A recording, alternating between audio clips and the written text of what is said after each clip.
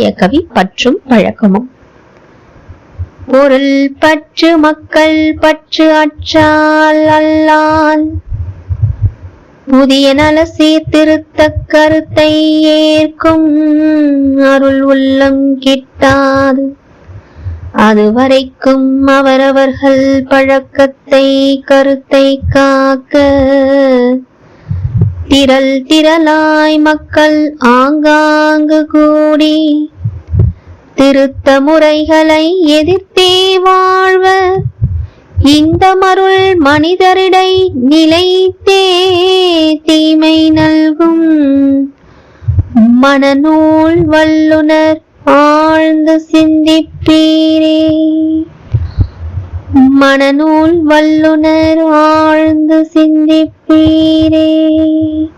குருவே துணை. வாழ்க வளமுடன். அருட்தந்தை குருவேதாத்ரி